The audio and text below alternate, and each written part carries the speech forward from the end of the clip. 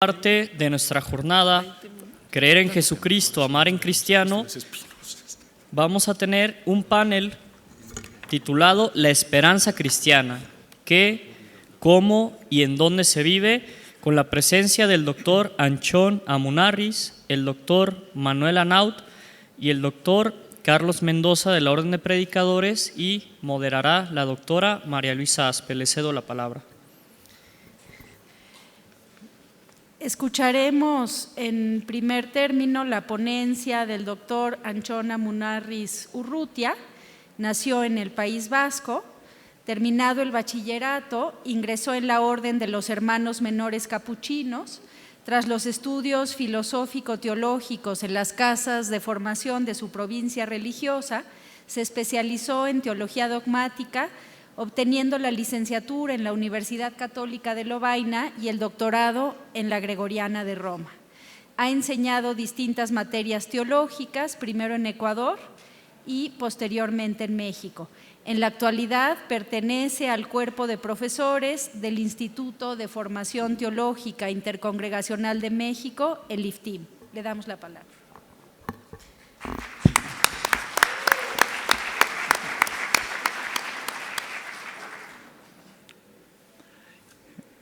Se nos acaba de advertir que los aplausos deben de ser muy moderados como el incienso, ¿no es cierto?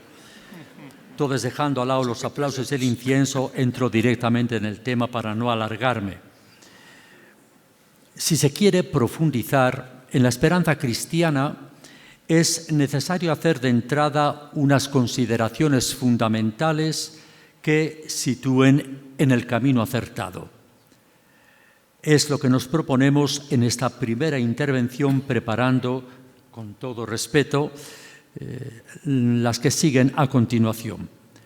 Para ello, acudimos obligadamente a la intensa reflexión sobre el tema desarrollada en la teología del siglo pasado, tanto en el campo católico como en el protestante. Esta reflexión ha hecho pasar de un encauzamiento débil, sin apenas energía, al más allá ultraterreno, a un encauzamiento fuerte y decidido a ese ámbito metahistórico. Y hago una alusión muy breve a esa reflexión en la que nos vamos a apoyar. En las primeras décadas del siglo pasado, varios teólogos encendieron y avivaron la sensibilidad escatológica, cada vez más apagada en aquel tiempo. Empezaron Johannes Weiss y Albert Schweitzer, hablando con novedoso vigor del anuncio apocalíptico del Jesús histórico. Y continuaron Calvert y Rudolf Bultmann, explicando con desconocida creatividad la irrupción de la eternidad en Jesucristo. Pero si los primeros no supieron actualizar el mensaje evangélico del Eschaton, los dos últimos lo desvirtuaron al privatizarlo y deshistorizarlo, al convertirlo en algo individual del creyente sin ninguna repercusión en el mundo. En la segunda parte del siglo, un conjunto de pensadores orientaron y aseguraron esta sensibilidad escatológica sin canalizar todavía. Los primeros esfuerzos de carácter programático aún realizaron Yves Marie Congar, Hans Urs von Balthasar y Karl Rahner. Nuevos trabajos más elaborados ya llevaron a cabo Walter Pannenberg, Jürgen Moltmann, Juan Bautista Metz. Estos autores fueron destacando cada vez con más precisión que el Eschaton se gesta en la lucha común e histórica en pro de una humanidad definitiva, plenamente realizada. Apoyándonos en esta reflexión teológica, no tan lejana todavía, podemos hacer ya las mencionadas consideraciones fundamentales sobre la esperanza cristiana. En ellas abordaremos sucesivamente la ubicación, la dinámica, la temática y la tensión de esta gran virtud. Empecemos por la primera, señalando su ubicación, su emplazamiento en la existencia evangélica. Tradicionalmente se ha colocado la esperanza en el ámbito de las llamadas virtudes teologales, junto a la fe y la caridad. Pero desde hace unos años apenas se hace referencia a este ámbito, quizá porque en las explicaciones ordinarias de estas virtudes decisivas no era definido con precisión. Esas virtudes aparecían casi desfondadas, sin suficiente suelo en el que arraigar. Sin embargo, hay que hablar de ese ámbito, de ese lugar de la esperanza, del lugar de las tres grandes virtudes espirituales que se podría denominar inspirándose en el adjetivo que las califica. La teologalidad del creyente. Estas virtudes no serían sino aspectos o momentos de esa teologalidad. Con ello no se crea nada realmente nuevo, sino que se retoma una intuición, la intuición señera de la antigua espiritualidad, poco recordada o valorada en la reflexión especulativa posterior. Pero, ¿cómo exponer hoy en nuestro ambiente, en nuestro medio, la teologalidad del creyente en la que brotan tanto la esperanza como la fe y la caridad? Hay que decir que se trata de una apertura inconmensurable, de la apertura necesaria para ver y acoger la revelación plena de Dios en Jesús, su entrega total en el Hijo de sus entrañas, acontecida en este mundo nuestro, en este mundo que nosotros pisamos, anhelante todo él de una infinitud ciertamente indefinible, inconcretable. Se ha de aclarar que esta apertura es operada por el Espíritu, el único que conoce la dilatación requerida para la recepción y la percepción de la donación absoluta de Dios. Y es que esta apertura, esta dilatación, está determinada más que por la condición humana limitada y maleada, por la realidad divina que a todo el que se ofrece exige creer, esperar y amar. Ante todo, creer. Creer es aceptar la presencia del Dios entregado en Jesús. Decimos la presencia, pues Dios mora en el fondo de la humanidad, donde ha ido a parar a través de su dramático destino histórico. Esta fe implica una fuerte remodelación espiritual del creyente de manera que no niegue o coarte la inhabitación divina, sino que la reconozca y acoja tal como se manifiesta. Después, esperar. Esperar es asumir la expansión del Dios entregado en Jesús. Y hablamos de expansión porque este Dios se está desplegando, está creciendo desde el corazón de la humanidad, llenándolo todo de sí. No es que vaya a volver, Él ya está aquí y desde aquí va creciendo y creciendo, tomando cuerpo, posesionándose de todo. Y esta esperanza supone también una recia dinamización espiritual del creyente, de modo que, sin detenerse en el hoy, ni escaparse al mañana, detecte y siga el avance de la marcha divina en el seno de nuestro mundo. Finalmente, amar. Amar es participar en la actuación de este Dios entregado en Jesús. Y decimos la actuación, ya que este Dios trabaja dentro de la humanidad, rehaciéndola según sus propios planes. Esta caridad implica asimismo una intensa reconstrucción espiritual del creyente, de forma que, dejando de reducir o acomodar la ética o la manera de comportarse de Dios, la valore y tome en toda su exigencia. Así, la esperanza es un aspecto, un momento específico de la teologalidad del creyente, de su apertura inconmensurable a la revelación plena, a la entrega total de Dios en Jesús, su Hijo. Un aspecto, un momento realmente capital, pues si se mira bien, la esperanza no actúa después de la fe y antes de la caridad, sino dentro de la fe, explayándola, y bajo la caridad, sosteniéndola. Pasemos a la segunda consideración, desvelando la dinámica, el movimiento de la esperanza cristiana. En este punto se ha pasado de un extremo a otro.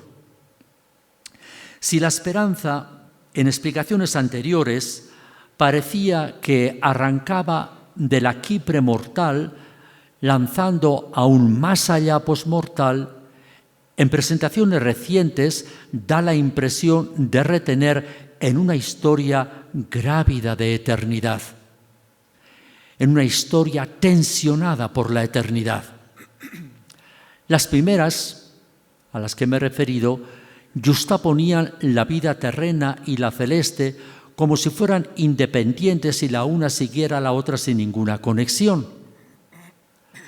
Las segundas explicaciones a las que me he referido entrelazan ambas formas de existencia, creyendo que van insertas, mezcladas la única y la otra, corriendo por un mismo proceso de crecimiento. Se impone reasumir esta última visión sin ceder a las limitaciones o desviaciones a las que podría quizá conducir. Es, por otra parte, de la máxima garantía, dado que se inspira en la escatología neotestamentaria, diluida en gran parte en el desarrollo del pensamiento teológico subsiguiente. Pero, ¿cómo justificar en la actualidad, en nuestro tiempo, en nuestra cultura, la interacción de historia y eternidad, dos realidades no solo distintas, sino opuestas? No basta decir que la humanidad, encerrada en la estrechez de la historia, está de alguna manera dinamizada por un impulso que la empuja a ir más allá, a trascender todo límite, la finitud misma. Es necesario afirmar, sobre todo, que Dios, esencialmente eterno, se ha sumido, ha entrado en esta humanidad, haciendo que el medio histórico en que vive se resquebraje y salte hecho pedazos, incapaz de retener dentro de sí al ilimitado, al infinito, y emerja su propio ámbito divino, su ámbito sin barreras. Este acontecimiento supremo aún en curso marca el ritmo de la esperanza, su dinamismo constitutivo. Esta virtud, en primer lugar, hace acoger lo que se ha llamado el ya sí del eschaton. Esta expresión, el ya sí del eschaton, señala que el tránsito de este mundo al mundo definitivo se está dando en el presente diario, en ese día a día en que vivimos. Esta idea de la presencia del eschaton en nuestra vida diaria es lúcida, pero abstracta, si bien tiene consecuencias concretas de gran fuerza antropológica. De hecho, conduce a una ética orientada por vivencias y actuaciones de gran valor intramundano. Semejante ética no se podría asumir si no se sintiera fuertemente el empuje de Dios que, avanzando por nuestro mundo espacio-temporal, está rompiendo las murallas que impiden salir del cerco estrechante de una historia incapaz de apuntar más allá de sí misma. La virtud de la esperanza, en segundo lugar, fuerza a abrirse a lo que se ha llamado también el todavía no del eschaton. La fórmula indica que el paso de este universo al universo final concluirá en un futuro impredecible que nadie puede señalar. Esta intuición, ciertamente recia, aunque vaga, tiene también aplicaciones definidas de gran valor antropológico. Lleva a una moral marcada por la nostalgia y la búsqueda del mundo anunciado y que nadie puede describir. Tal moral resultaría inviable si no divisase, aunque solo sea entre sombras, el horizonte eterno que Dios está abriendo en nuestro medio espacio-temporal de miras de tan corto alcance en esta historia nuestra carente de verdadera perspectiva trascendente. La virtud de la esperanza, en tercer lugar, lleva a afrontar la muerte, la frontera que separa el ya sí del todavía no del eschatón. Esta afirmación sobre la muerte muestra que el deslizamiento de este eón, hablando el lenguaje antiguo, en el eón último, se juega en esa hora que no pertenece ni al presente ni al futuro. Esta convicción sólida, si bien oscura, produce igualmente efectos claros de gran potencia antropológica. Empuja a una conducta tocada por la visión y la asunción del trance que corta y une los dos mundos. Esta conducta sería verdaderamente impracticable si no se previese la parusía plena de Dios, su aparición total en ese instante, por decirlo de alguna manera, irrepresentable entre la historia y la eternidad. De esta forma, la esperanza, virtud verdaderamente clave, está dominada por el ritmo, por el dinamismo del eschatón. Un ritmo, un dinamismo que revela que este eschatón, lejos de producirse por un decreto divino que Dios daría desde fuera de la historia humana, acontece, por el contrario, por la presencia creciente de este Dios en el interior de toda la marcha de las gentes que pisamos la tierra. Sigamos con la tercera consideración, desbrozando la temática, el contenido de la esperanza cristiana. Hace unos decenios se revisó a fondo la presentación de lo que se llamaba los novísimos, objeto central de esa facultad teologal, las últimas cosas, lo último que va a ocurrir.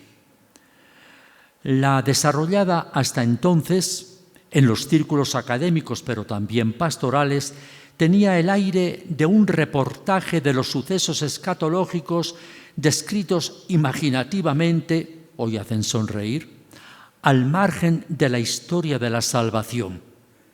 Se quiso ofrecer, tanto en la reflexión como en la predicación, otra visión nueva, con el tono de un mensaje sobrio pero certero, elaborado a partir de las experiencias acumuladas en la marcha histórico-salvífica.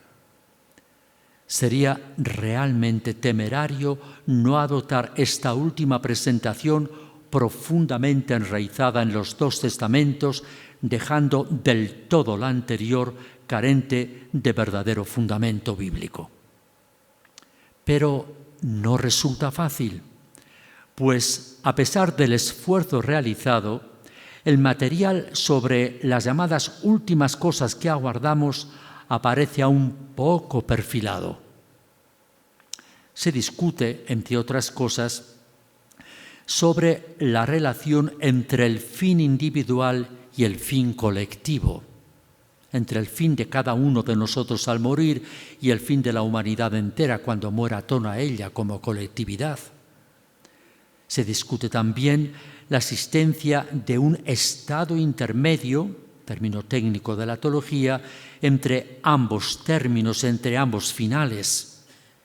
Se discute la posibilidad de un proceso madurador posmortal, se discute el carácter del purgatorio, se discute la especificidad de la vida eterna, se discute el sentido de un posible infierno.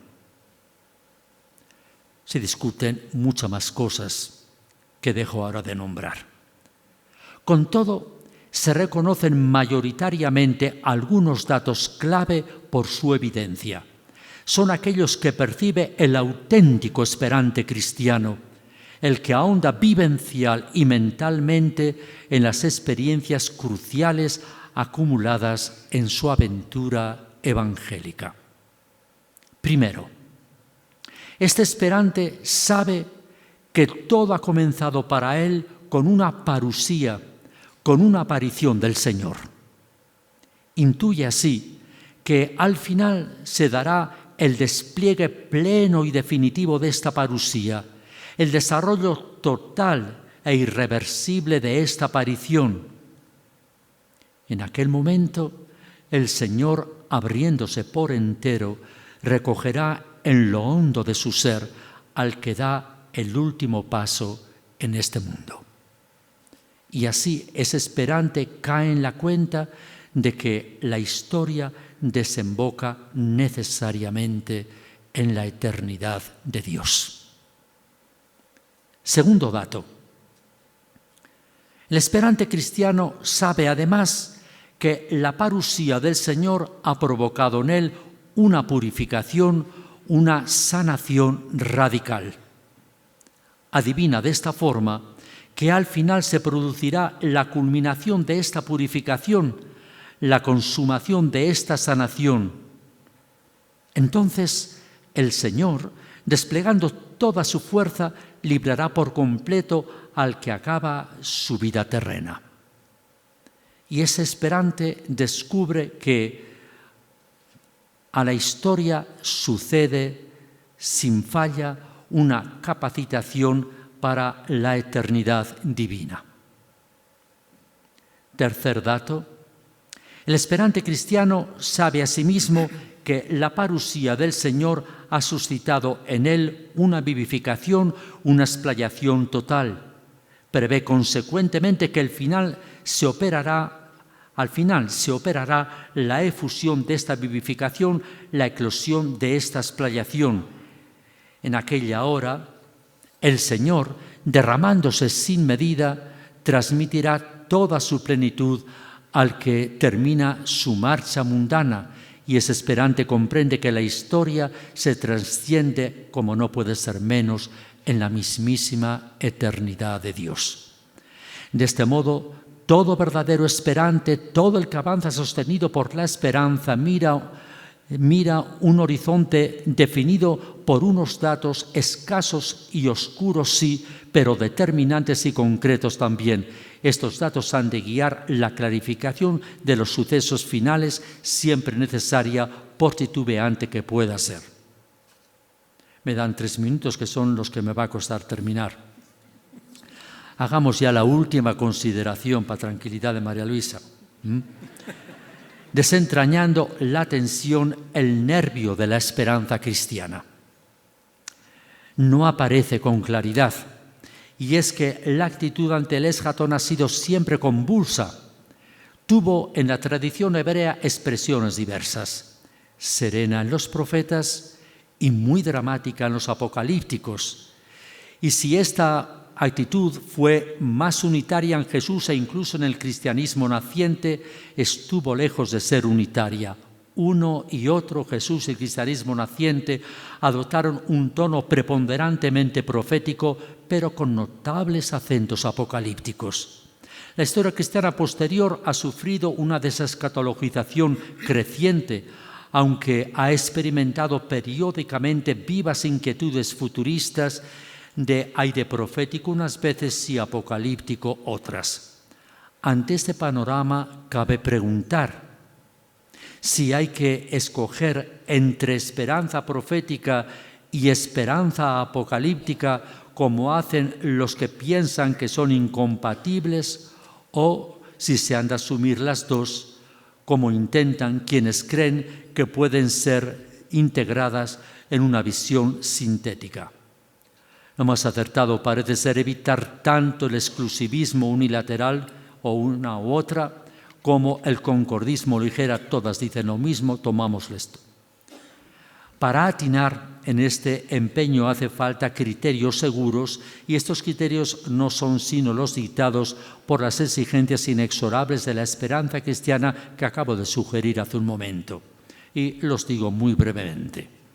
El primero, asumir la historia como lo hizo Jesús tras las huellas de los profetas, percibiendo en ella la acción última de Dios.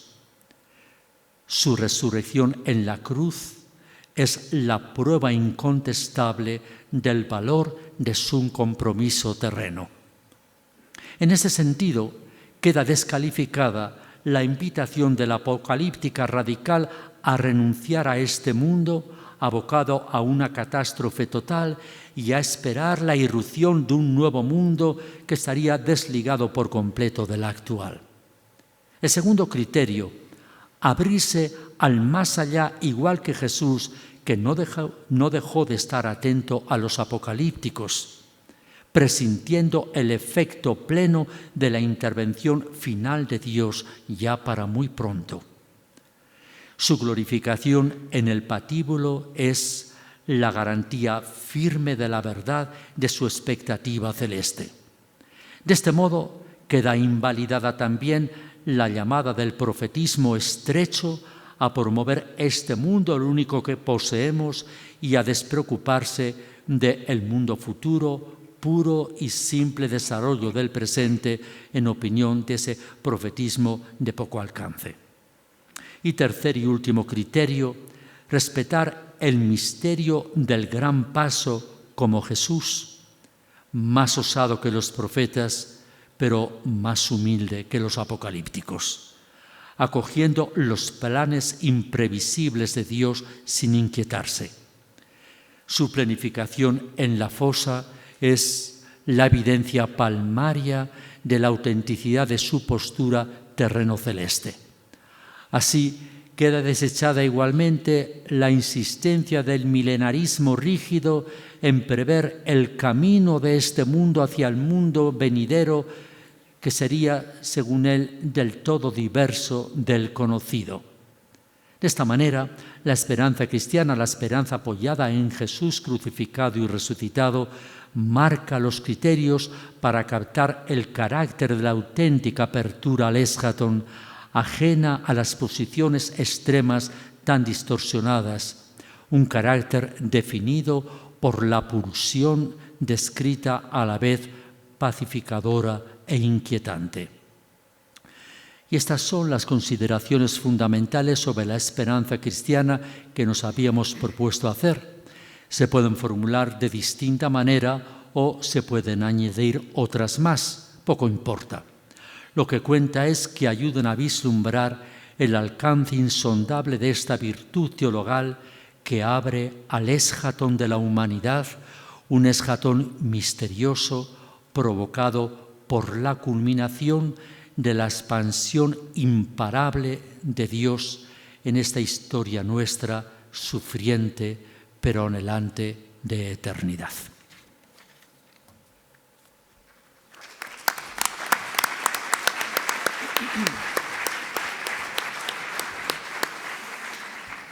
Agradecemos al doctor Anchona Munarriz. A continuación hablará el doctor Carlos Mendoza. Tiene por motivo de compromiso ineludible, tiene que pasar en segundo término. Lo hará ahora. El doctor Mendoza, fraile dominico, doctor en teología por la Facultad de Teología de la Universidad de Friburgo. Desde el 2001 es miembro del Sistema Nacional de Investigadores, nivel 2. En la Ibero, Ciudad de México, coordina la línea de investigación Teología, Hermenéutica y Praxis con el proyecto en curso Historia, Violencia y Redención. Es académico de tiempo completo e investigador del Departamento de Ciencias Religiosas de la Universidad. docente, fundador de Teología Fundamental en el IFTIM, profesor invitado en diversas universidades, Brasil, Suiza, Chile, Colombia. Fungió como presidente de la Unión de Instituciones Teológicas Católicas de México, la UITCAM, durante 2 periodos. Fue coordinador del campo estratégico de acción, fe y cultura del Sistema Universitario Jesuita y coordinador de la Maestría Teología y Mundo Contemporáneo del Departamento de Ciencias Religiosas de la Ibero Santa Fe. Desde noviembre de 2014 es director de la División de Humanidades y Comunicación de esta misma universidad. Autor y coordinador de más de 20 libros, entre los que destacan El Dios Otro, un acercamiento a lo sagrado en el mundo posmoderno, y Deus Ineffabilis, una teología posmoderna de la revelación del fin de los tiempos. Gracias, Carlos. Buenas tardes, gracias al decano del IFTIM, el padre Alex Maldonado, por la invitación a participar en esta mesa. Gracias también a mis colegas ponentes en esta mesa sobre la esperanza.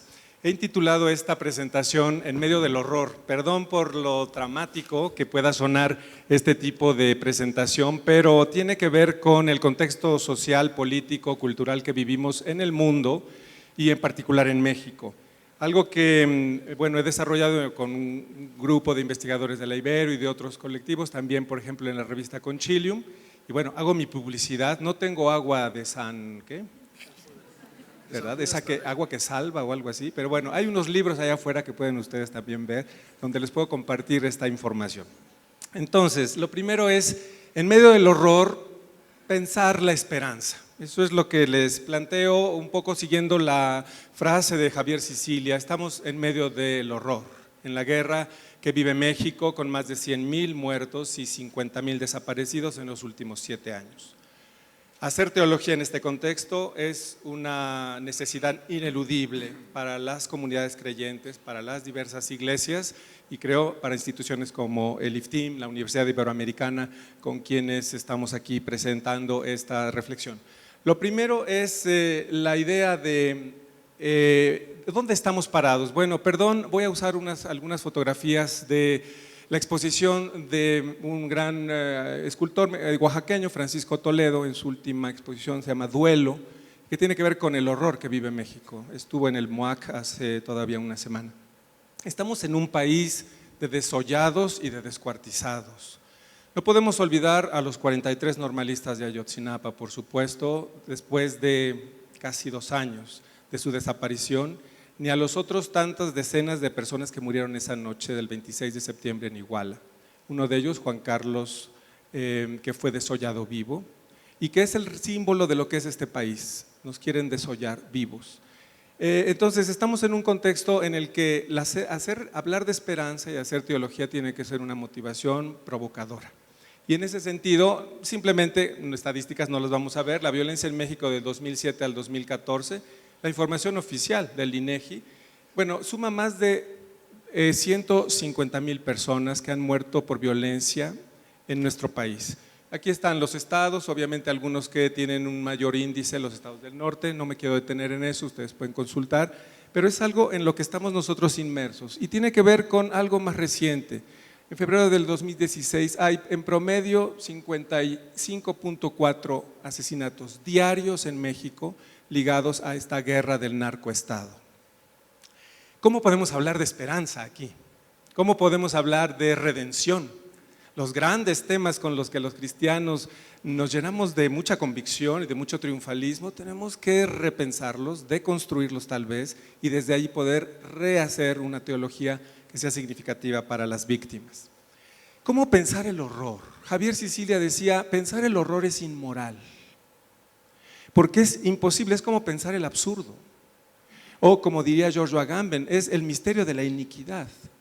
Bueno, la teología judía primero y la teología cristiana primitiva tuvieron que enfrentarse a eso, a la muerte de los inocentes, desde Abel el justo hasta Jesús de Nazaret, hasta Dietrich Bonhoeffer y hasta Berta Cáceres, la indígena hondureña asesinada hace unos meses por defender un río en su país.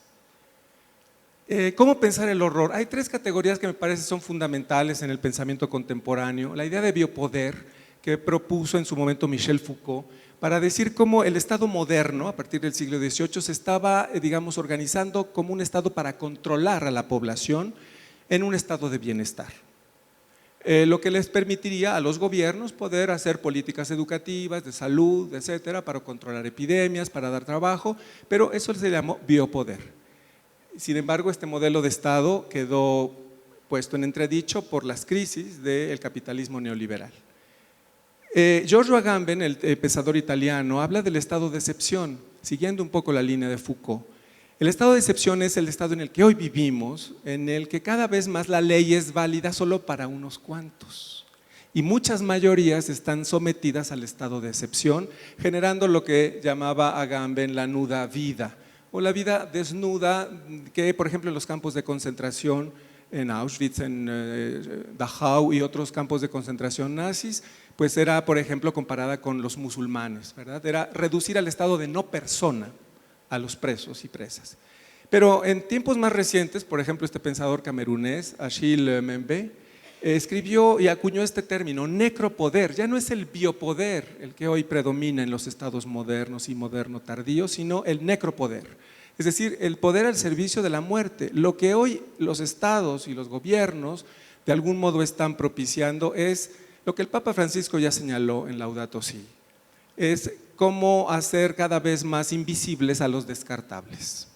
Desde esta perspectiva, entonces, quiero señalar también otra idea que me parece fundamental de una transfeminista tijuanense, Sayek Valencia, quien acuñó este término, capitalismo gore. Gore en inglés es obsceno, hiperviolento.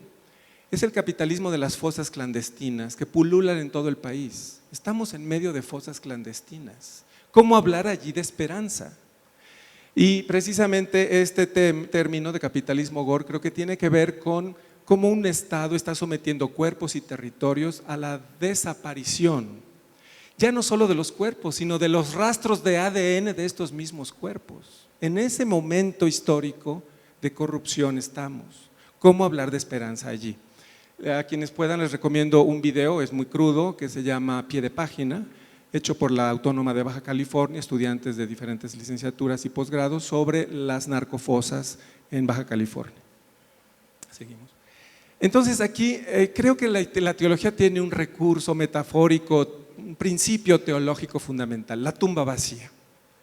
Porque estamos en la dialéctica entre la tumba vacía de Jesús y las fosas comunes. Y bueno, es probable, según las hipótesis de la Third Quest, del Jesús histórico, bueno, que lo más probable es que el destino del cadáver de Jesús haya sido la fosa común. Eso nada tiene que ver con la confesión en la Pascua, en la confesión de la resurrección.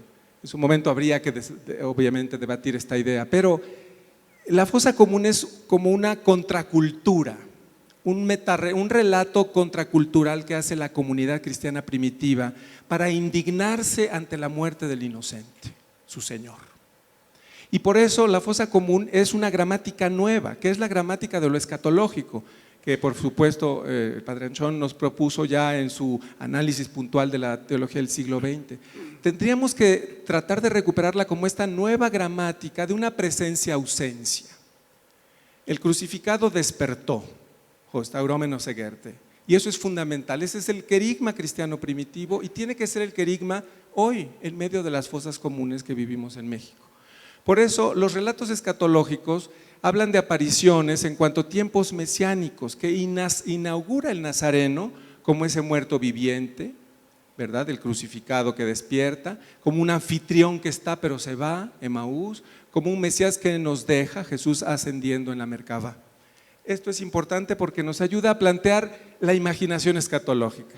Otra escultura de Toledo son orejas cortadas a los descuartizados por el narco y por los narcoestados también.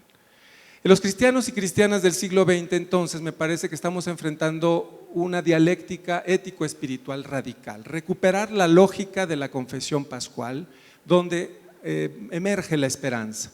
Vivir con una memoria subversiva de nuestros muertos, como lo hicieron los primeros cristianos y cristianas, que no se resignan a la muerte de su maestro, de su señor, de su rabí. como hizo esta comunidad, con imaginación escatológica. Quiere decir esto, con un poder contracultural de resistencia frente al necropoder. Y por eso es fundamental, creo yo, que retomemos desde esta perspectiva la idea de la esperanza. La memoria subversiva de las y los sobrevivientes es importante porque detengámonos a pensar un poco. Todos somos sobrevivientes de algún tipo de holocausto o de algún tipo de exclusión o proceso de mecanismo victimario y de chivo expiatorio. Somos sobrevivientes, decía Paul Ricoeur, por ejemplo, yo soy sobreviviente de un campo de concentración y del suicidio de mi hijo. Y en tanto sobreviviente tengo que pensar la vida y la muerte. Y toda su obra está marcada por esta memoria subversiva que él quiere hacer memoria dichosa. Se trata de aprender a buscar entonces esta temporalidad mesiánica como un sentido de vida nueva en medio del sinsentido. Javier Sicilia también decía, ¿qué es la fe? Es lo mismo que el absurdo, pero con una dosis de esperanza. Y en este sentido, bueno, los relatos, ya le estoy yo moviendo, perdón, los relatos digamos de la resurrección que tienen que ver con el Noli me tangere, no me toques a María Magdalena, el pon tu dedo en mi llaga, con razón ardía nuestro corazón a los discípulos de Emaús, hablan de esta experiencia de un vacío, de una tumba que está vacía, de una presencia que es a la vez ausencia. Y los relatos pascuales están siempre en esta dinámica, que es la de el eschatón, la escatología. Por eso, como Pablo también, Pablo de Tarso, sin conocer al Galileo, no fue testigo ocular, es testigo en el pneuma de esta vida nueva. Bueno, esta pista fundamentalmente escatológica es la que creo nos puede ayudar a tener una vida nueva. La Iglesia de México y el mundo en el siglo XXI entonces está enfrentada al desafío de acompañar hoy a las víctimas y sus narrativas, que son de sujeto débil, víctimas de hoy, autónomo y heterónomo, vulnerable y lúdico, desencantado de metarrelatos, pero narrador de microhistorias, y viviendo la compasión afectiva y efectiva, esa frase que ya se hizo un eslogan acuñada por John Sobrino, la compasión afectiva y efectiva con los excluidos, desde cualquier sistema de totalidad, no necesariamente los pobres, sino también muchos otros sujetos emergentes que veremos a continuación. La teología posmoderna entonces ha de asumir en el tema de la esperanza la exclusión como lugar teológico. Es un nuevo locus theologicus. La exclusión, la vulnerabilidad, la vida, la nuda vida. Y tenemos allí, creo yo, nuestras facultades de teología, nuestros institutos, nuestras universidades, poder pensar de algún modo ese horror. ¿Y cómo haciendo para buscar una cierta comunión en la diversidad, que es la que brota del Dios vivo, que ha rescatado de la muerte a su Hijo, que ha desclavado de la cruz a su Hijo y que con él quiere desclavar a todos los crucificados de la historia? En ese sentido, la teología, pues, en este contexto, tendría que ser mucho más cercana a las subjetivaciones sociales de mujeres, de pueblos indios, de migrantes, de la comunidad LGBTI y a subjetivaciones eclesiales, un laicado más adulto en su fe, ministros postpatriarcales, todo un reto. La vida religiosa inserta en la diversidad cultural, las comunidades mixtas, las comunidades sustentables, porque desde allí es donde podemos acompañar a las víctimas, estando presentes con ellas y con ellos. Las religiosas de San José de León, por ejemplo, dejaron sus grandes colegios para irse a vivir con los migrantes en la Ruta de la Bestia, Tierra Blanca y muchas otras más. Han hecho una ruptura epistemológica y también espiritual para poder hacer ese cambio. Seguimos, me quedan unos minutos todavía. Las resistencias entonces de las víctimas, de aquellas que dicen basta, ya no más, las mujeres que estuvieron protestando el fin de semana, el domingo pasado, para decir, no es no, es un hashtag que ahí circula mucho entre estudiantes ahora para evitar la violencia de género, y muchos otros grupos que dicen basta, los indígenas otomíes de Xochicuautla, aquí en La Marquesa, que resisten frente a la carretera del grupo IGA, que está destruyendo el bosque sagrado otomí. Todos estos grupos son los que de algún modo anticipan la redención. Este gran tema de la teología de Pannenberg, por ejemplo, la anticipación escatológica. No se trata de un más allá metahistórico, el punto final de la redención, sino tiene un sustento en el más acá de la historia, desde esta anticipación escatológica. Y por eso El acompañar a las víctimas tiene implicaciones políticas, éticas, místicas, para vivir lo que San Pablo llamó la contracción del tiempo mesiánico. El tiempo se ha contraído cada vez que un justo da su vida por los demás. Y en este sentido, la paciencia activa de la comunidad mesiánica, yo prefiero llamar así a la Iglesia, para describir narrativamente su talante escatológico, la comunidad mesiánica tiene pues en contexto postsecular este reto de asumir la implosión de Cronos. Cronos, el dios cruel que devora a sus hijos, el pasado, presente y futuro que nunca alcanzamos y que genera siempre más violencia, es un ídolo. Y Cronos ha de ser de algún modo sustituido por Kairos, es decir, por esta nueva temporalidad en la historia que es revelación de la redención en el corazón del horror.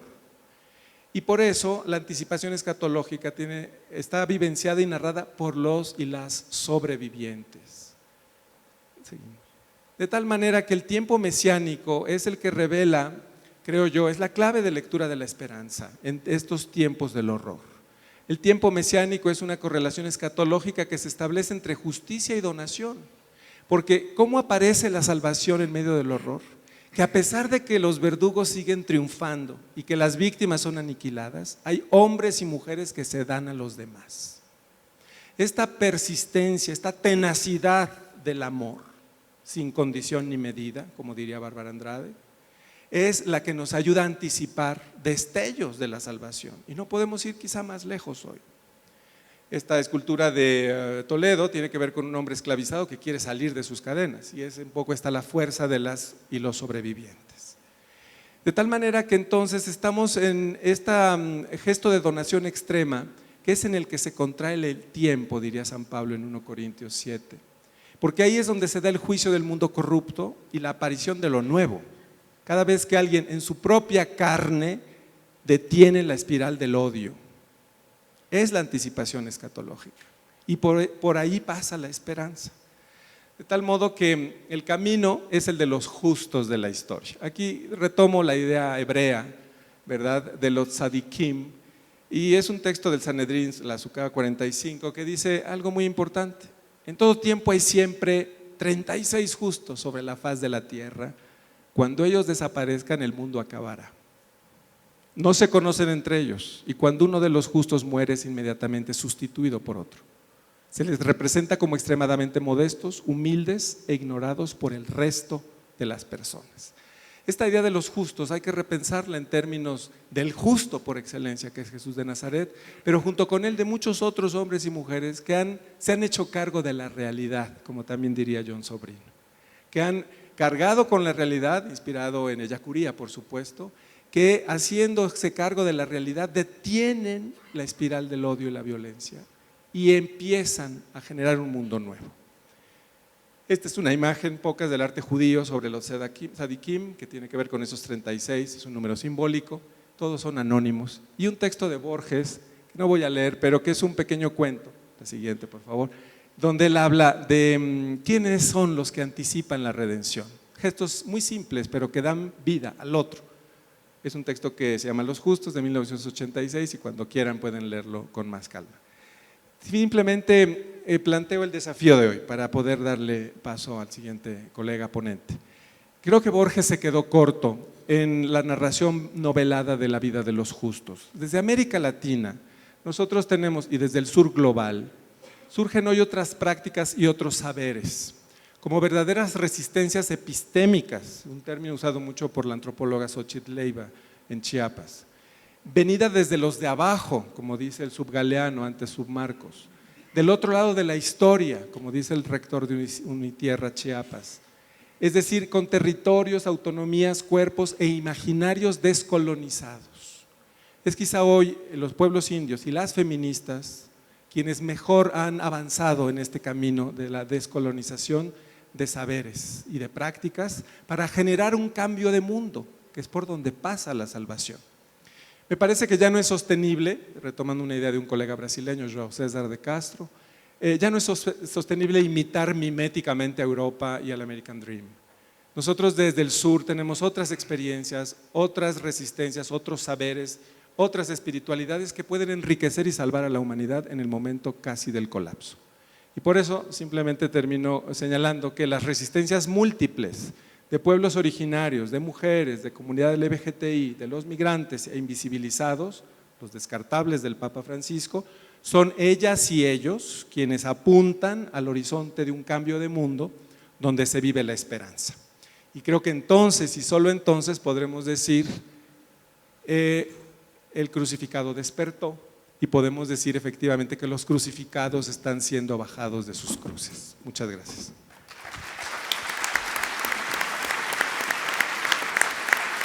Me pasé un poquito.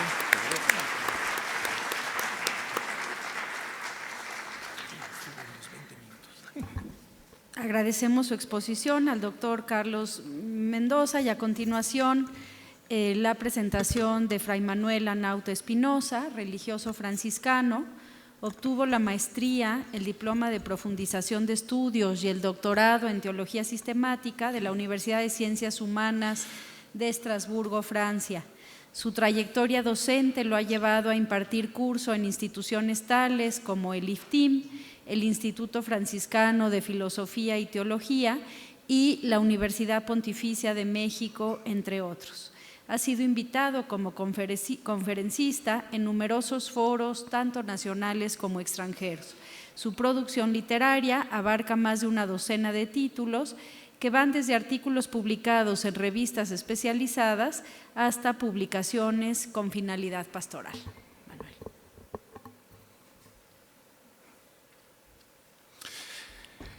Buenos días a todas y a todos. La ventaja de participar al último es doble. La primera es que como no tengo un ponente que esté esperando turno, podré tomarme por ahí 2 o 3 minutitos para completar el desarrollo de mi ponencia. Y la segunda ventaja es que la presentación del tema que nos acaba de hacer el doctor Mendoza me permite pasar como muy naturalmente a la exposición que yo he preparado. Así que sin más preámbulos, entro en materia. El pasado domingo 17 fue un día difícil para mí. Un amigo mío me llamó lleno de angustia para informarme de que un miembro de su familia acababa de ser secuestrado. La noticia me dejó en shock, en primer lugar por la cercanía y el afecto que me unen a aquella familia. Y en segundo lugar, porque ese día era el 4º domingo de Pascua y yo tenía que predicar en las misas sobre el Evangelio del Buen Pastor. Ese que asegura que nada ni nadie arrebatará de sus manos a las ovejas que el Padre le ha confiado y que sale en defensa de ellas cuando ve venir al lobo. Pero ¿dónde andaba el buen pastor o en qué estaría ocupado? Cuando en un instante de distracción, unos lobos rapaces le birlaron a una de sus ovejas. ¿Me alcanzaría la convicción para pararme ante el micrófono a predicar al pueblo de Dios sobre el Evangelio del día? ¿Podría confortar con llamados a la confianza en Dios a aquella familia para la cual cada minuto que pasaba era una agonía? No obstante, en aquel torbellino de angustia e incertidumbre, no tardó en asomar la esperanza. Mis amigos esperaban que nada grave le ocurriese a su familiar raptado. Esperaban poder reunir entre todos y con la ayuda solidaria de amigos y conocidos la descomunal suma que los secuestradores exigían como rescate. Esperaban que aquellos canallas tuvieran la honorabilidad mínima de respetar su palabra y que liberasen efectivamente a su familiar una vez cobrado el dinero, a diferencia de tantos otros casos conocidos en los que se llevan el rescate y de todos modos asesinan al secuestrado. Esperaban muchas cosas y yo con ellos. Ellos se aferraban a la esperanza para no zozobrar en ese mar de angustia. Yo esperaba para desmentir mi desconcierto. 11 días más tarde, comparezco ante ustedes con la encomienda de hablar de esperanza. Y más exactamente, de cómo vivir la esperanza cristiana en el mundo de hoy. Pero el mundo es en última instancia lo que cada quien vive y cómo lo vive. De manera que no puedo evitar que el tema que me ha sido asignado se me presente teñido con el recuerdo de la brutalidad de aquellos hechos aún frescos. Con este telón de fondo formularé, por tanto, la pregunta que guiará las presentes reflexiones, inspirándome en unas palabras del documento final del capítulo general 2006 de la orden a la que pertenezco. ¿Cómo vivir la esperanza cuando el contacto con el dolor y el sinsentido, la crisis y el caos de nuestro tiempo ha llevado a muchos de nuestros contemporáneos a preguntarse por el sentido de la historia, de la vida, de la existencia e incluso a replantearse también la veracidad de la esperanza?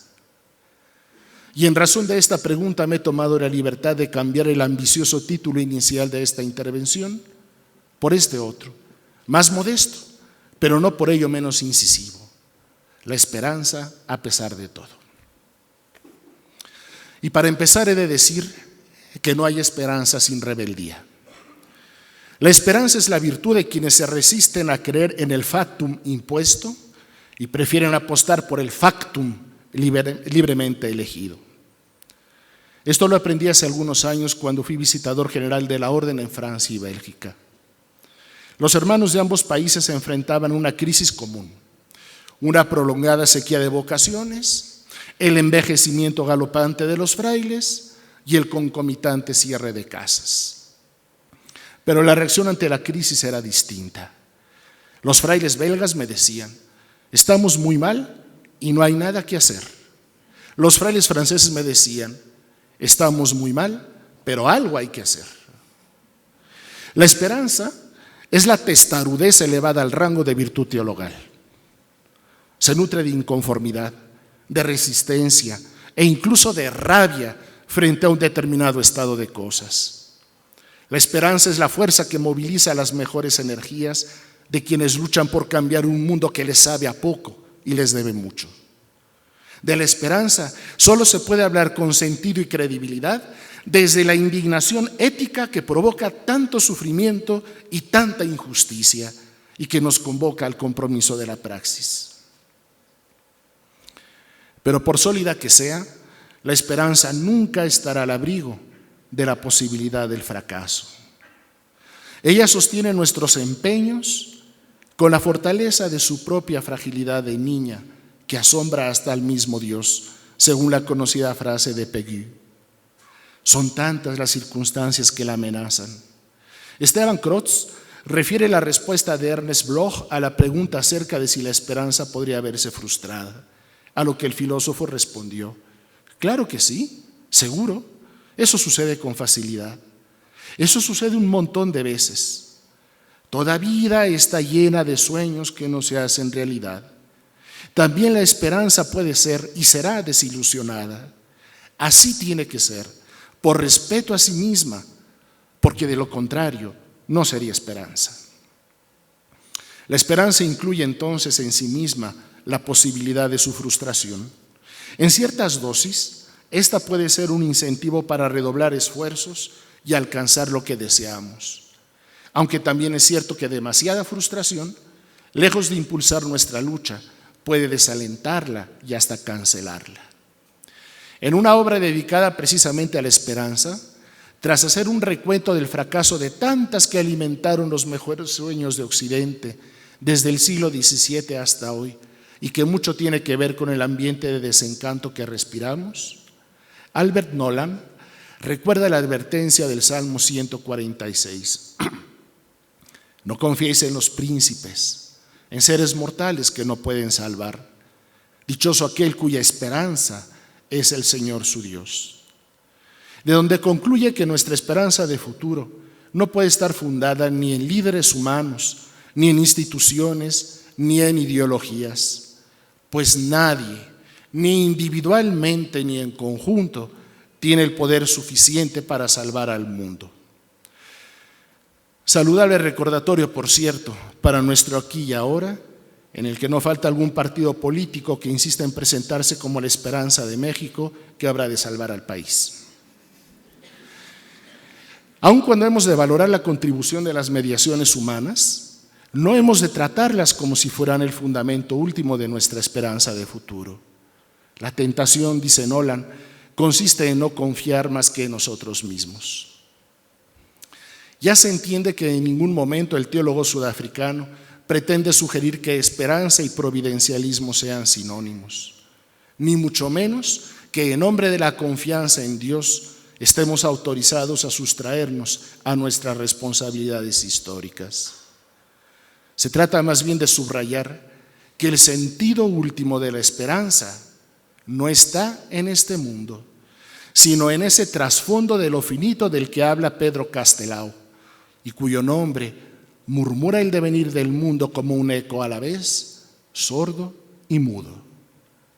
Solo con sentido de trascendencia puede salvarse la esperanza de la mordedura fatal de la sierpe del absurdo. Por este camino se va viendo ya que la esperanza es un asunto de fe.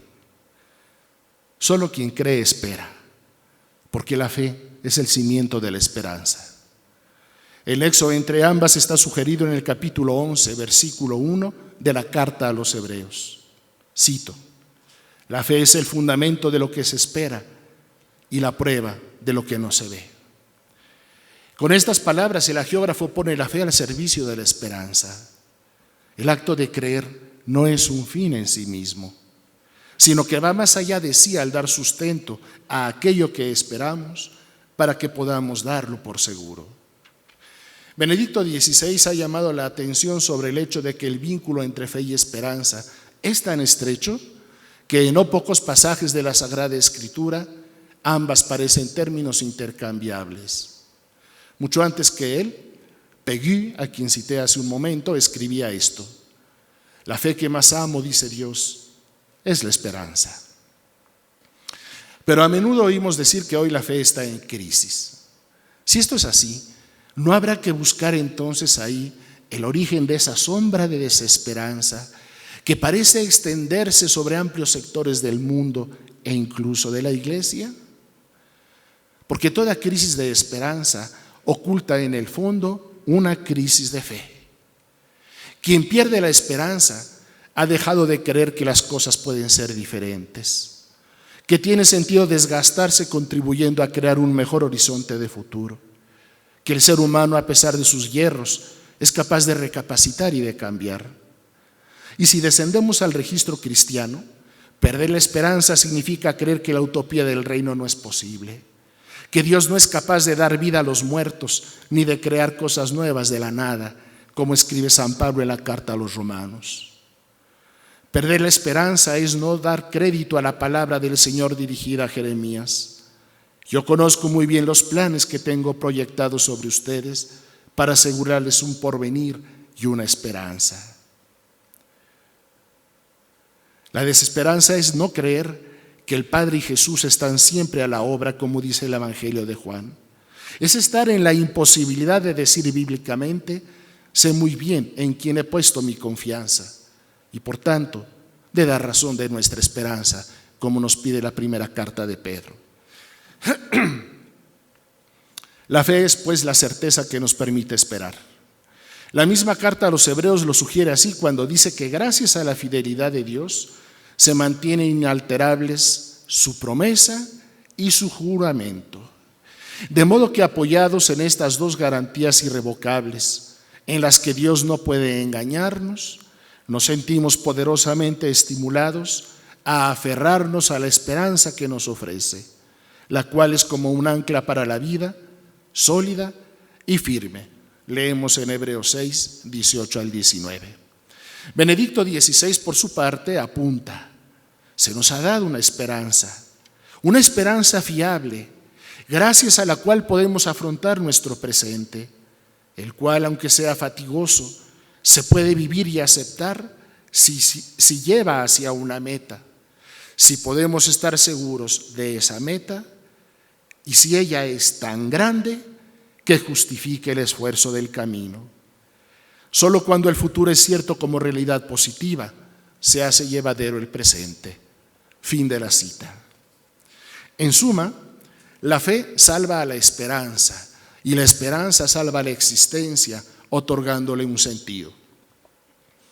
En el capítulo 3 de su novela Monseñor Quijote, el escritor británico Graham Greene reproduce la conversación que sostienen en torno a una excelente botella de vino manchego el cura de una aldea española llamado el Padre Quijote y el alcalde ateo y comunista del lugar de nombre Sancho.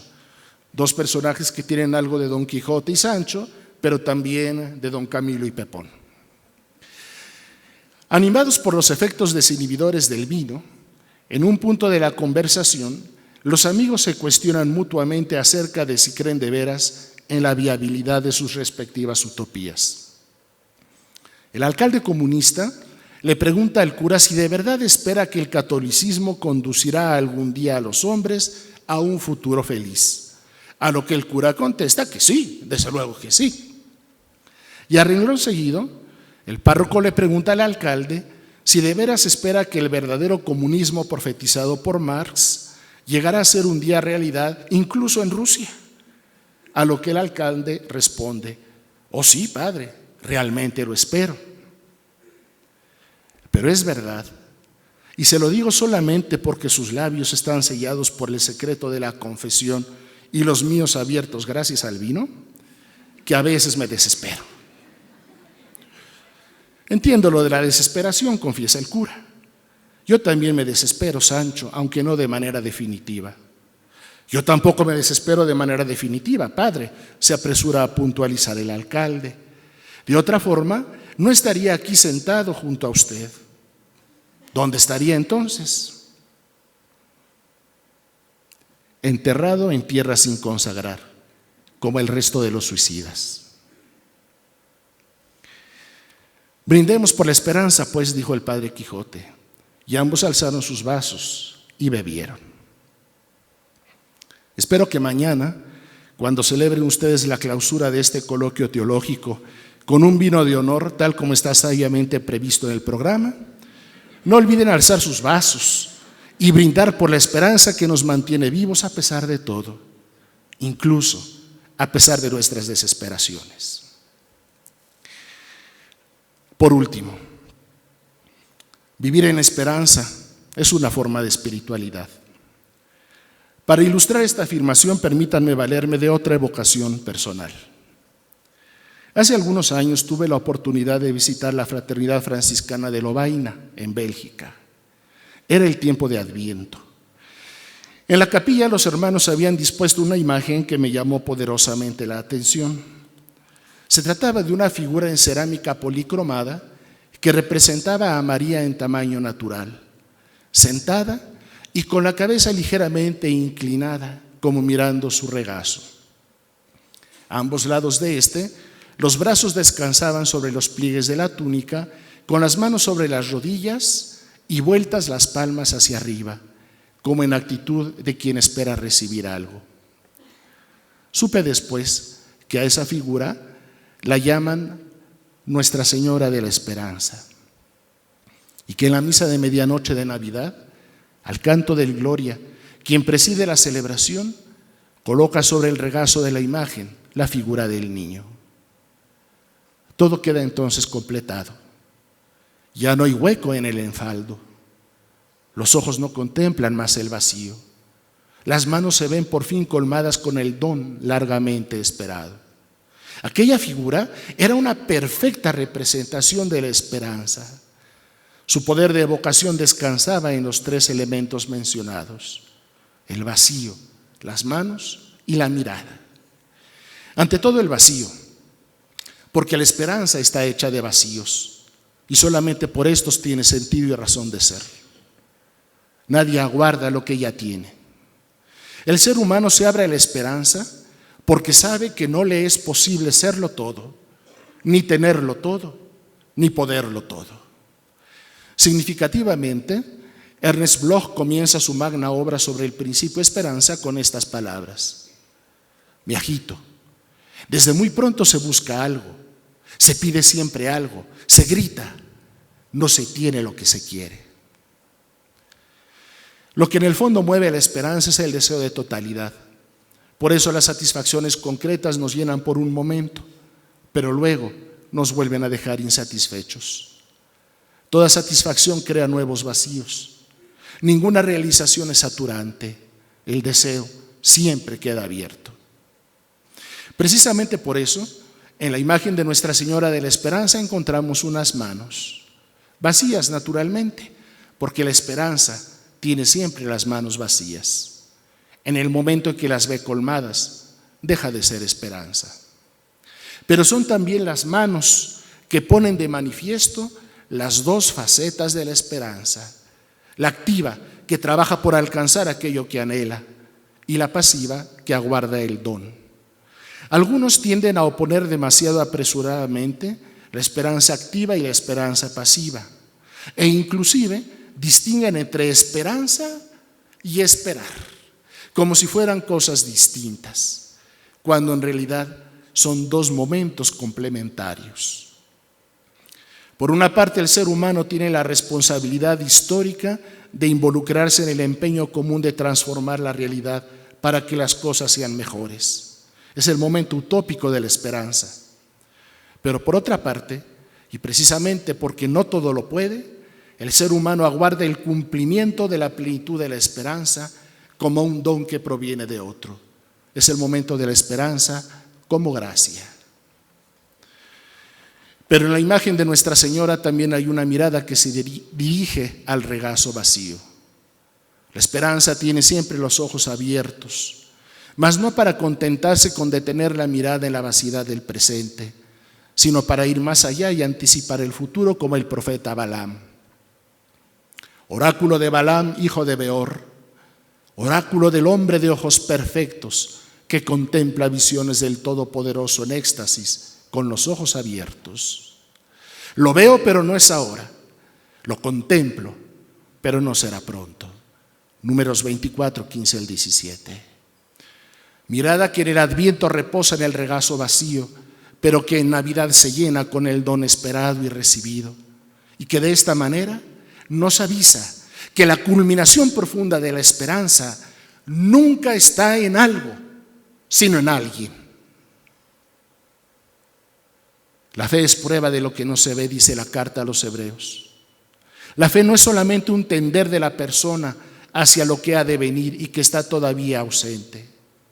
Nos da también en anticipo algo de la realidad esperada. Y es así, atrayendo el futuro dentro del presente, como contribuye a transformar la historia. Esperamos las realidades futuras a partir de un presente ya entregado, ha dicho Benedicto XVI. Y en este sentido, la fe es prueba de lo que ha de venir, aunque todavía no lo tengamos a nuestro alcance. Y termino, antes de que aparezca el fatídico papelito. A la pregunta de cómo vivir la esperanza cuando el contacto con el dolor, el sinsentido, la crisis y el caos de nuestro tiempo parecen desmentirla categóricamente, quisiera responder diciendo que me parece que la clave está en decidir en qué esperanza nos queremos apoyar. Con el capítulo general 2006 de mi orden, creo que no podemos invocar cualquier esperanza, sino tan solo aquella fundada en Cristo pobre y crucificado, y en sus representantes, los pobres y crucificados de esta tierra. Esperanza que compromete nuestras vidas a trabajar en la dirección de la justicia, la paz y el bien. Nos conmueve poder reconocernos como signos humildes y sencillos de una estrella que aún titila en medio de la noche de los pueblos, atrayendo a todos hacia la centralidad de la vida. Y como no me gusta dejar cabos sueltos, para saciar la más que comprensible curiosidad del auditorio, déjenme decirles que aquel secuestro que mencioné al principio fue un secuestro exprés, que al cabo de algunas horas pudieron recuperar mis amigos a su familiar sin daños de consideración y tras haber pagado un rescate considerablemente menor que el inicialmente exigido. Y que ahora esa familia está atareadísima, empacando sus cosas para mudarse definitivamente a otra ciudad, con la esperanza de iniciar una nueva vida a partir de cero. La esperanza forma parte de su equipaje. Muchas gracias.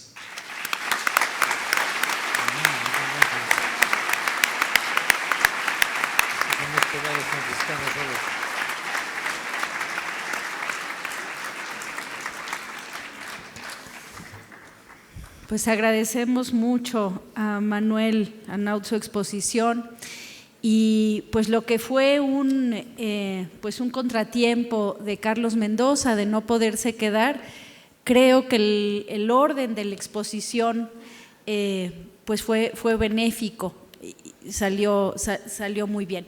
Tenemos ahora las preguntas serán como en ocasiones anteriores, alzando la mano.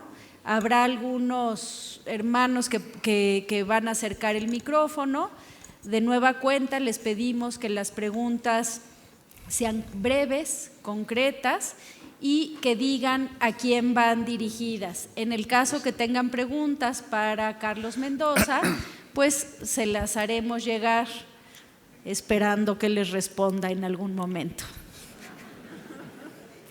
Buenos días, hermanos.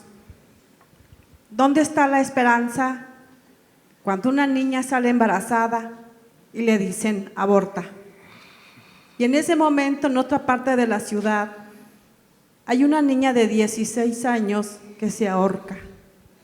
Para esas personas que no saben y no tienen conocimiento de Dios, ¿dónde está la esperanza? Para nosotros que estamos estudiando y estamos preparándonos en ese camino que nos hace entender la esperanza, la entendemos, pero para ellos, ¿en dónde está? Gracias.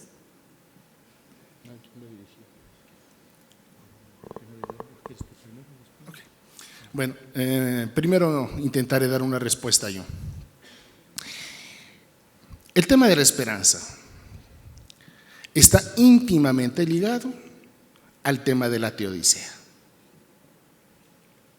Porque la esperanza tiene que ver con el problema del mal. El problema de la existencia del mal en el mundo no solamente pone en jaque a la fe, sino también a la esperanza, y me atrevo a decir que también a la caridad. Porque las tres virtudes teologales que aparecen en el logo de este encuentro no son como tres mosaicos, tres ladrillos justapuestos, sino más bien son como las tres facetas, tres ángulos de una sola y misma realidad. La pregunta que se nos hace es una pregunta entonces que nos lleva precisamente a esta conexión entre el tema de la esperanza y el tema de la teodicea, como decíamos hace un momento. Ahora bien, tenemos que tomar en cuenta que cuando nosotros tocamos el tema de la teodicea, y esto es algo que ha subrayado muy claramente Andrés Torres Queiruga, tendríamos nosotros que aclarar un presupuesto, o mejor dicho, dos presupuestos. Porque cuando hablamos nosotros de la esperanza en un Dios que interviene en el mundo, un Dios que actúa en el mundo, tendríamos que preguntarnos qué imagen de Dios es el que tenemos en mente cuando decimos esto y qué imagen del mundo cuando decimos esto también.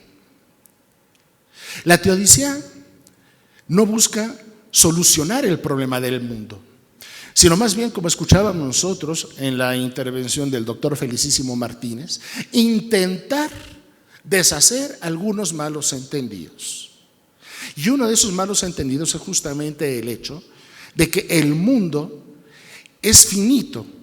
Y como ha dicho también Torres Queiruga, el hecho de ser finito implica una serie de limitaciones, y una de esas limitaciones es el dolor, es el mal. Provocativamente, Torres Queiruga dice que el mal es inevitable, porque el mundo es inevitablemente finito. Eso no quiere decir entonces que tengamos que caer en la resignación. Pues como es inevitable, pues ni modo, ¿qué le vamos a hacer? Sino que tenemos nosotros que luchar porque esas cosas no se repitan. Donde hay una muerte, hay un punto de no retorno. Donde hay una situación traumática como la que usted plantea o como la que yo les conté hace un momento en mi ponencia, hay un punto de no retorno. Aquello no se puede deshacer. No existe una máquina del tiempo que nos permita remontar el tiempo hacia atrás para que aquello no se repita. No podemos hacer que aquello no haya sucedido, pero sí podemos nosotros hacer que eso no se vuelva a repetir, y ahí es donde está la esperanza.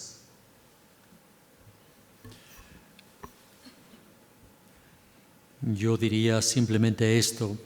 El caso que usted plantea es el caso de personas bloqueadas para la esperanza. Y pasando a un terreno muy concreto, muy práctico, lo importante es abrir brechas en ese bloqueo a la esperanza. Yo creo que las únicas brechas son estas dos. La primera, la persona que se le acerca mostrando lo que cree en ella a pesar de esa situación. Una atención cariñosa, constante, que le va alentando, es una brecha en el bloqueo de la esperanza. Y la segunda es el de las personas que oran. Si esa persona ve personas que comparten el dolor, que están en medio de esa situación y siguen orando intensamente a Dios y solitariamente a Él, son personas que abren otra brecha. A las personas bloqueadas, más allá de las reflexiones, lo que hay que abrirles es brechas vitales, existenciales, a un futuro que ellos no descubren, pero que podrían vislumbrar a través de ellas. Mi pregunta va para el padre Anchón. ¿Cómo el teólogo Karl Rahner, a través de su método trascendental, fundamenta la virtud teologal de la esperanza hacia la expansión de Dios en Jesucristo para la humanidad?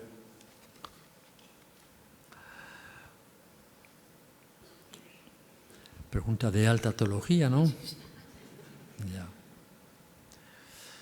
Método trascendental es el método que se inspira en esa filosofía trascendental y que lo lleva a la teología. Y método trascendental lo que en último término trata de mostrar es que el ser humano está abierto a una plenitud, constitutivamente abierto a una plenitud que le lleva más allá de sí mismo y una plenitud que solo entra al movimiento en juego en el contacto con la historia. Entrando con las circunstancias de la vida, nos vamos a descubriendo, sintiendo que eso necesita una plenitud mayor. Así, en medio de la historia, el hombre siente que se despierta en lo hondo de sí la necesidad de un mundo que está más allá del mundo metahistórico.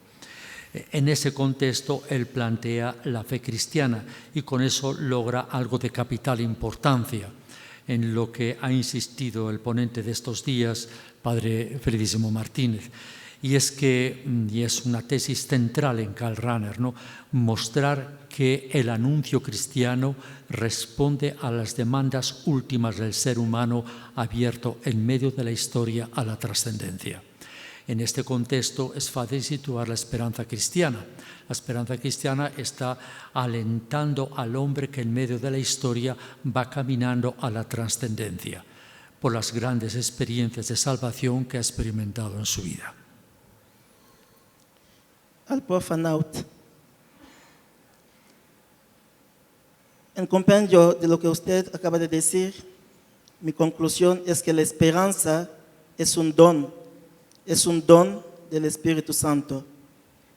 Y aludiéndome al Papa Francisco, precisamente en su homilía del 9 de septiembre, en la Casa Santa, afirmó sobre la esperanza cristiana diciendo que no es optimismo, sino es Jesús él mismo. Y ilustrando a San Pablo en la lectura a los Romanos 5:5, dice que la esperanza nunca defrauda. La esperanza nunca defrauda.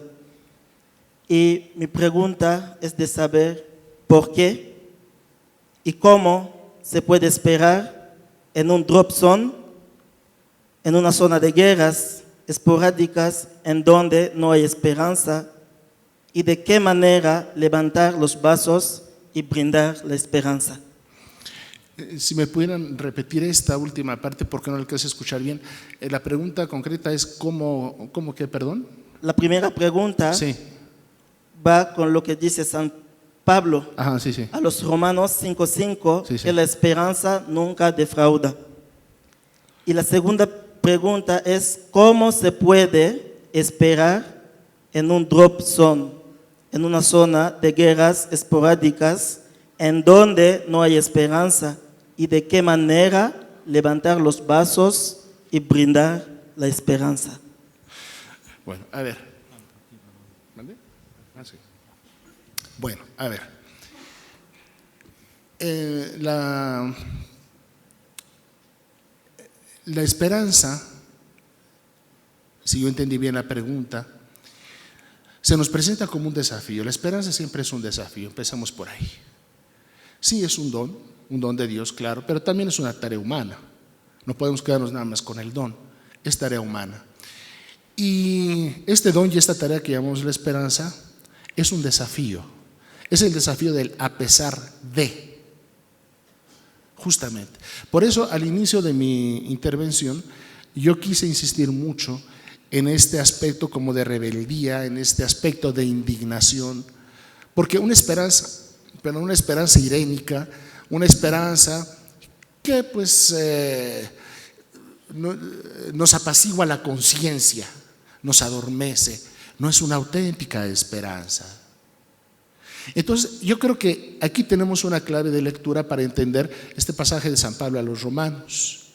La esperanza no defrauda, porque si bien es cierto que las realizaciones parciales de la misma pueden ser frustradas, como mencionábamos hace un momento, sin embargo esta dimensión escatológica, este eschaton, que hace que la esperanza se mueva entre el ya pero todavía no del reino de Dios, y que muy bien subrayó el doctor Anchona Munarriz, ¿verdad?, nos permite entonces a nosotros confiar en que la esperanza no será del todo defraudada, que podrá haber frustraciones parciales en la historia, pero esas realizaciones parciales de la esperanza cristiana que se ven frustradas en la historia no son el reino, no son la totalidad, la plenitud del eschaton. Entonces esta dimensión escatológica creo que nos ayuda mucho a darle este sentido a la esperanza y a creer también firmemente que a pesar de la muerte, del dolor, de la guerra, ahí, yo no digo ahí donde no hay esperanza, diría más bien ahí donde parece que no hay esperanza, sí hay una esperanza, porque si afirmamos tajantemente que ahí no hay esperanza, pues como dijo el alcalde comunista, suicidémonos.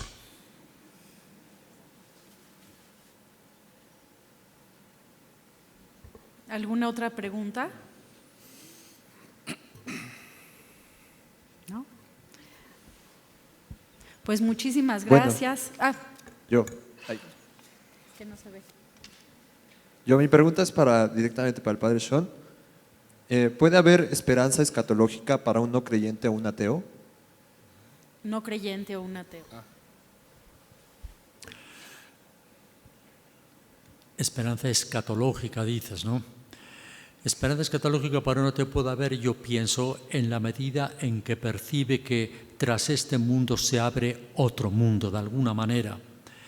Y esto lo puede percibir una persona que no solo no ha aceptado el mensaje cristiano, sino que no ha aceptado ningún mensaje explícitamente religioso. El que no se acepte el mensaje cristiano, incluso el mensaje explícitamente religioso, no querría decir que su persona, con todo su dinamismo interno, vista individual y socialmente, no esté de alguna manera sintiéndose abocada a una plenitud misteriosa e indefinible. Y en la medida en que no se cierra eso, incluso camina hacia eso sin saber darle nombre, ¿cómo no vamos a llamarle a eso una esperanza escatológica? Como cristianos diríamos implícitamente escatológica, pero verdaderamente escatológica. Pues muchas gracias, damos por concluido este día del coloquio, seguiremos mañana y Muchas gracias a los panelistas, a la doctora María Luisa Aspe por moderar en este día, y invitamos a Fray Laudelino Cuetos para hacer la entrega de los reconocimientos y del libro Ética, Política y Humanismo en los Frailes Dominicos.